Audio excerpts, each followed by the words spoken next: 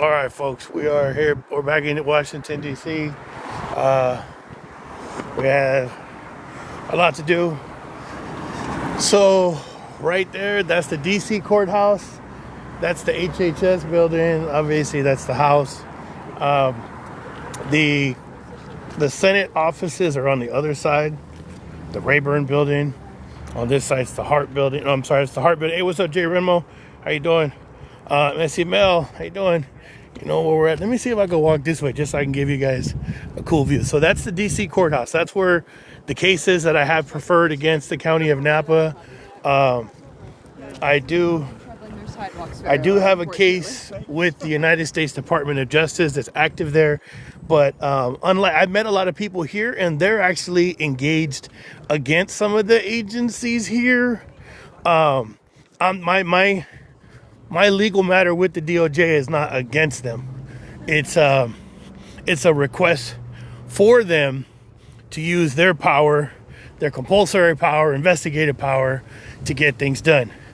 A lot of people are filing complaints to the FBI, which I did. I made an official request for an investigation into murder for hire. I had also spoke to ATF, which gets into the whole complex dynamic of what I'm doing right here. I'm here to file a complaint against Congressman Mike Thompson.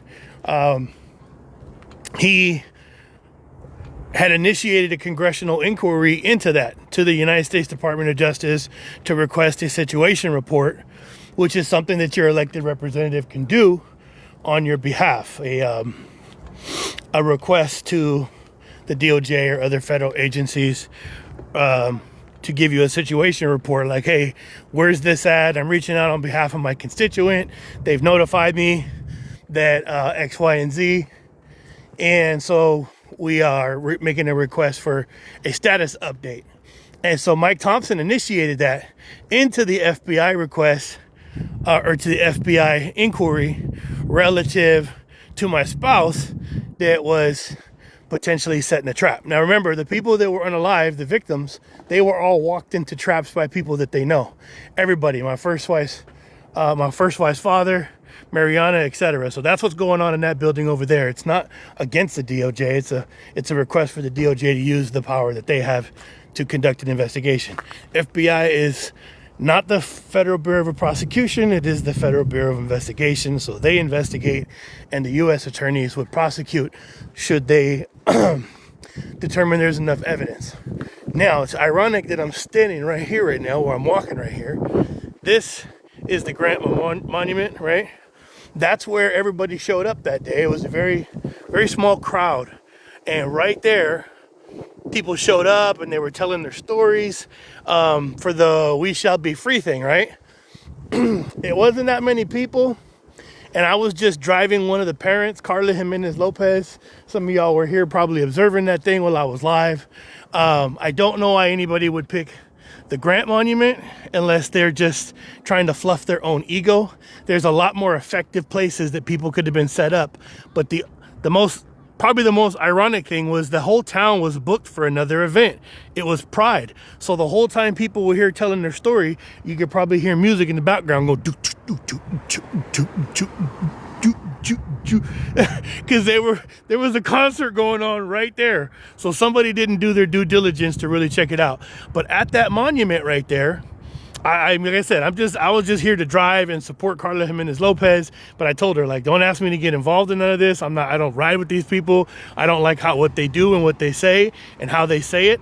And sure enough, that day, the dude was talking a whole bunch of stuff that really shouldn't be said.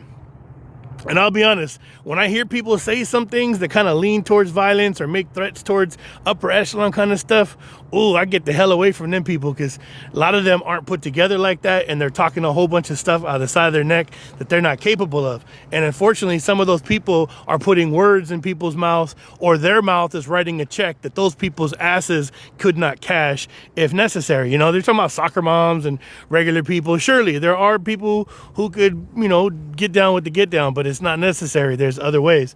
And so I was standing right there at the Grant Memorial, and everybody was live, and all the people that were here for that dismal show showing of people, because they're making it seem like there was going to be thousands of people here and it was going to be the next dang thing. But it wasn't. It was a small pocket of people that pretty much just came, spent all kinds of money and resources to get here, to go live and complain right there. So it was not tangible.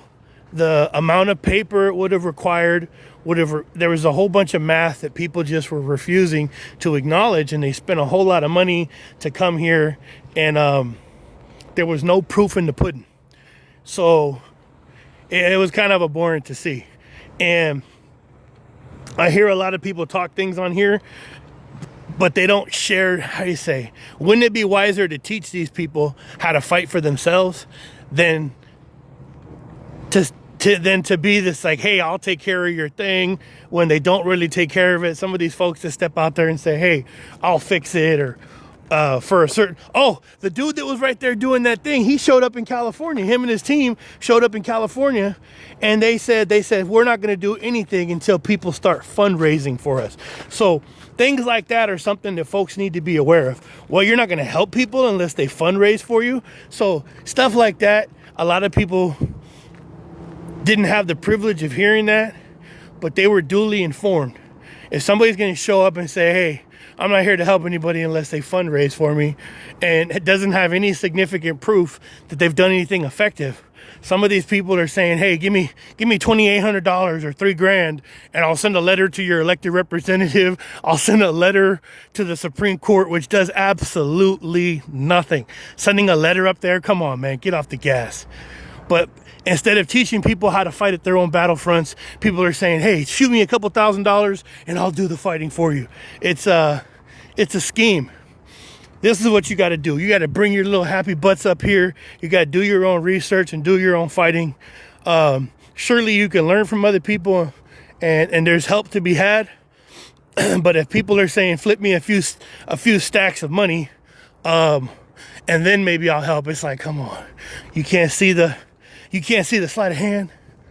All right. So anywho, I've seen quite a bit as I walk around this area.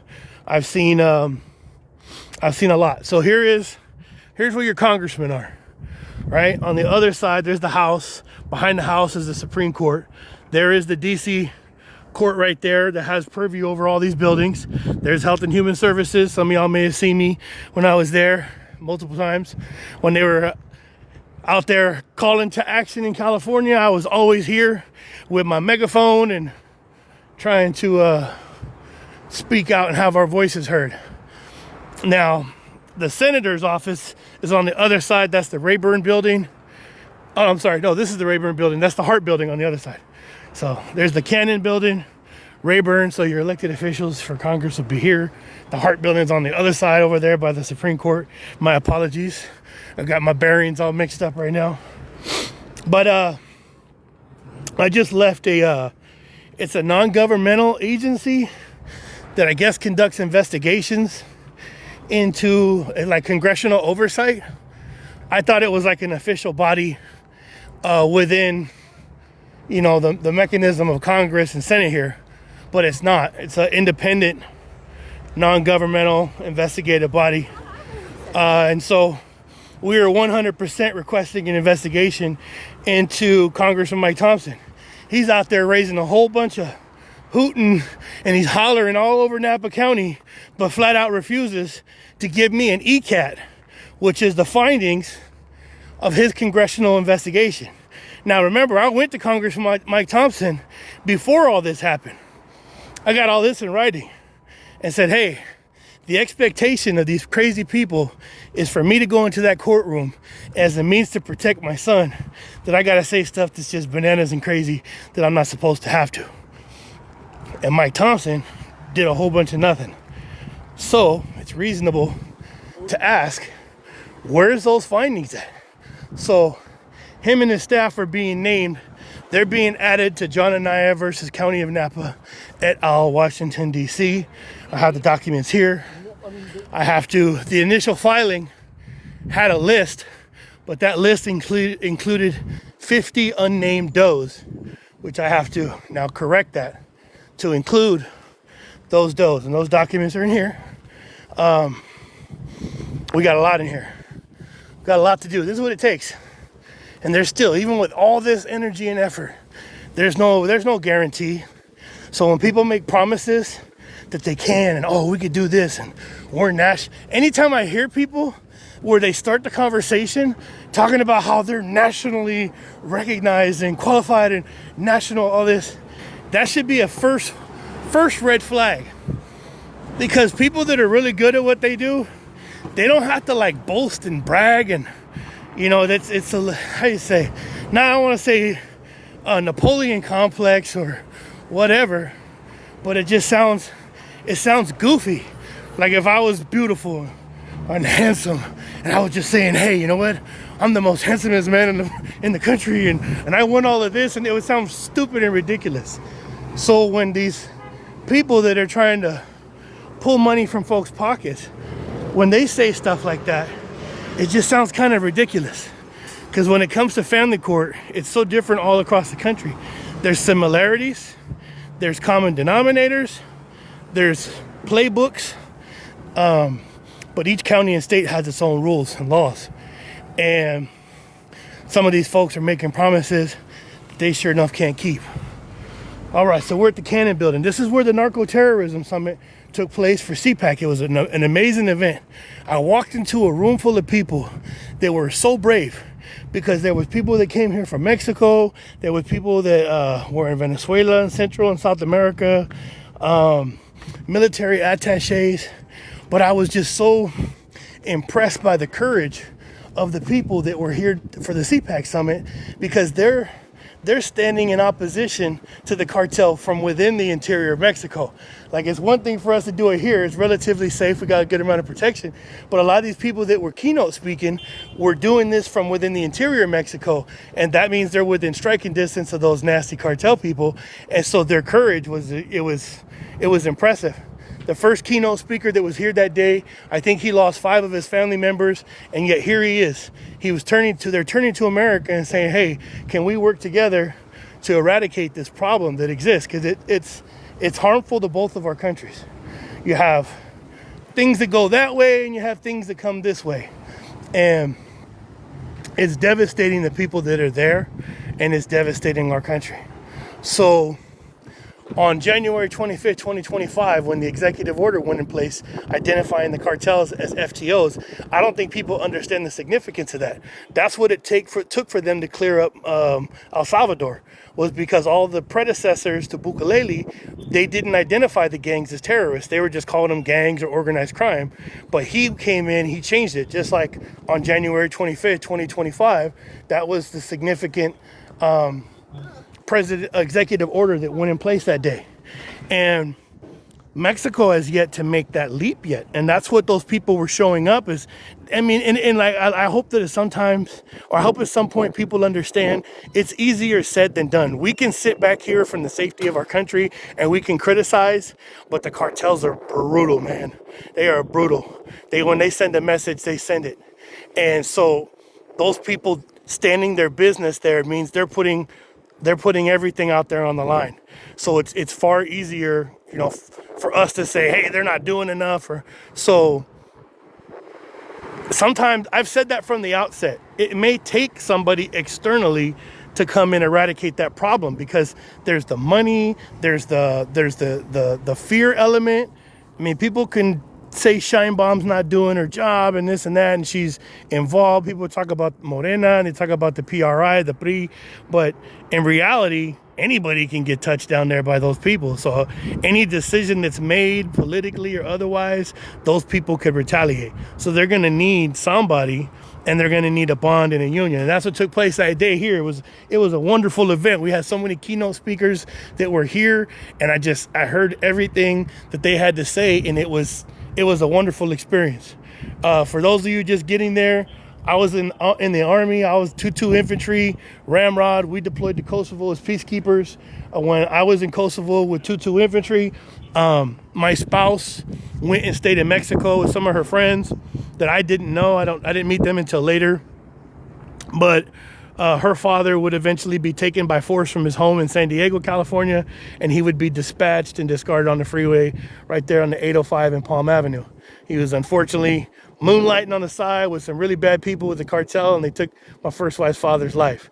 So that's led us to this battle that we're going through right here, and this press releases and this request for a congressional investigation into the conduct of Mike Thompson. Because when I went to Mike Thompson, I made it very clear that, hey, I have a family, I have to go into a family court circumstance, and the expectation of some of these people is going to be for me to say things that are protected under if you operate against these groups, you're supposed to have the protection of anonymity. You can't even FOIA that information. And I made that clear as a bell to Robert Stamps, which, hey, if y'all are here on Monday we have another court hearing. Robert Stamps, that same judge that you hear telling the gentleman that it's not about guilt or innocence, it's not a criminal circumstance, that it's a civil proceeding. Well, I put that up for a reason, because now I'm going to show you guys what he did with Christine Briseño, which is Robert Stamps, Christine Briseño, and most of the peoples in these videos are defendants in the 42 U.S.C. 1983 Civil RICO action that I've preferred in the Eastern District of Virginia. They are also defendants directly across from me at the Washington, D.C. District Court in that action over there. There's two actions in DC, there's one in Virginia, and each one of those people that are in these audios or the videos that you're hearing, they're named defendants in that action for their conduct. So now what I'm going to do is I'm going to show you can hear it from the horse's mouth, and then I'm going to line up the writing for you so you can see that how they get down in Napa and how did we get here to DC. But right now this is the Cannon building.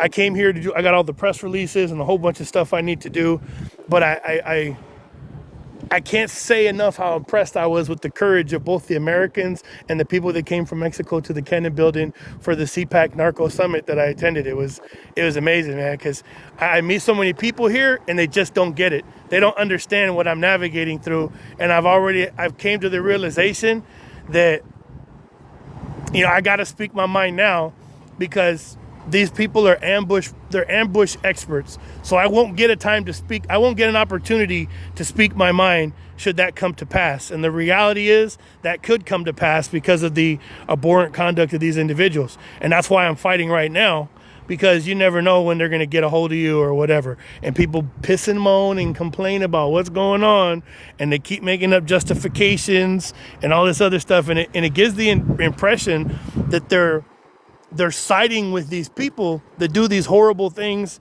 that are crimes against humanity. So if you say, oh, you're a humanitarian and you're all for peace, but you're okay with the cartels that are operating and doing harm to people, and you stand in opposition to the people that are trying to give them a fight, they're not going to stop unless somebody who's willing to meet force with force. There was the what do you call it, the walk for peace here, and it's all nice and wonderful. I get it, I love it. I just don't see how it's gonna how's it gonna stop conflict in certain places. It takes people to go there and be willing to sacrifice everything to stand in opposition to people who do harm to others. We can grow flowers and we can do all this and we can talk and we can be angry, but it's not going to actually change things at the front lines of whatever the issue is. It takes people that are proactive and willing to make sacrifices, time, energy, sometimes everything you have and you don't have. So we're going to go up here inside the building. I don't think I can go through security with the phone on, but I'll go back live again once I get up inside here, because we have some questions that need to be answered, right? Where's that ECAT? We want to get the congressional findings of Representative Congressman Mike Thompson.